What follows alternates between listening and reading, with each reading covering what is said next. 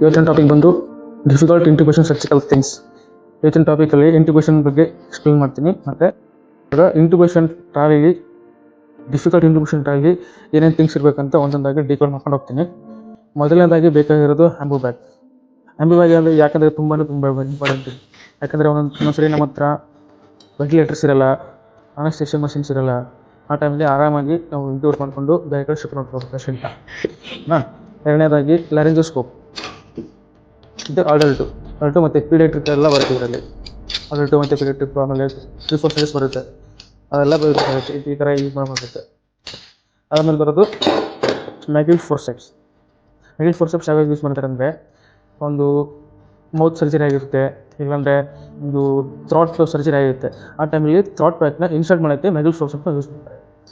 Next ಬಂದು ಬೂಜಿ ಇದರಲ್ಲಿ ಇನ್ನೊಂದು ಬರುತ್ತೆ. ಇದರಲ್ಲಿ ಬೂಜಿ ಅಂದರೆ ಇನ್ನೊಂದು ಸ್ಟಿಲೆಟ್ ಅಂತ ಬರುತ್ತೆ, ಇದು ಬೂಜಿ ಆಗುತ್ತೆ. ಇದು ಯಾವಾಗ ಅಂದರೆ ಒಂದೊಂದು ಪೇಷಂಟು ಶಾರ್ಟ್ ನೆಕ್ ಇರುತ್ತೆ, ಅಂದರೆ ಶಾರ್ಟ್ ಇರುತ್ತೆ ನೆಕ್, ಆ ಪೇಷಂಟ್ಗೆ ಇಂಟಿಗ್ರೇಟ್ ಮಾಡಬೇಕು ತುಂಬ ಡಿಫಿಕಲ್ಟ್ ಆಗುತ್ತೆ. ಆ ಟೈಮಲ್ಲಿ ಬೂಜಿನ ಯೂಸ್ ಮಾಡ್ಕೊಂಡು ಇನ್ಸರ್ಟ್ ಮಾಡ್ತಾರೆ ಟ್ಯೂಬ್ನ. ಇನ್ನೊಂದು ಸಕ್ಷನ್ ಕ್ಯಾಥೆಟರ್ ಏನಂದರೆ ಅದರಿಗೆ 14-16 ಯೂಸ್ ಮಾಡ್ತೀವಿ, ಪೀಡಿಯಾಟ್ರಿಗೆ 10-12 ಆ ಥರ ಯೂಸ್ ಮಾಡ್ತೀವಿ.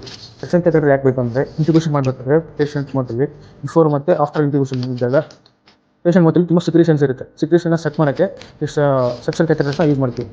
ನೆಕ್ಸ್ಟ್ ಬಂದು ಏರ್ವೇ ಅದಕ್ಕೆ 3 to 4 ಯೂಸ್ ಮಾಡ್ತೀವಿ. ಆಮೇಲೆ ET ಟ್ಯೂಬ್ಸ್ ಇರುತ್ತೆ. ಇದು ಅಡಲ್ಟ್ಗೆ ಬಂದು 6.5, 7, 7.5, 8, 8.5 ಎಲ್ಲ ಯೂಸ್ ಮಾಡ್ತೀವಿ. ಮತ್ತು ಇದರಲ್ಲಿ ಸ್ಪೆಷಲ್ ಅಂದರೆ ಫೀಮೇಲ್ಸ್ಗೆ 7.5 ಟ್ಯೂಬ್ನ ಯೂಸ್ ಮಾಡ್ತೀವಿ. ನೆಕ್ಸ್ಟ್ ಮೇಲೆ ಬಂದು 8.5 ಟ್ಯೂಬ್ನ ಯೂಸ್ ಮಾಡ್ತೀವಿ. ಇದು ಇವತ್ತಿನ ಡಿಫಿಕಲ್ಟ್ ಇಂಟಿಗ್ರೇಷನ್ ಸರ್ಜಿಕಲ್ ಥಿಂಗ್ಸ್ ಆಗಿರುತ್ತೆ.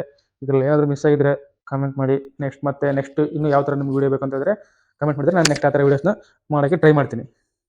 Thank you friends.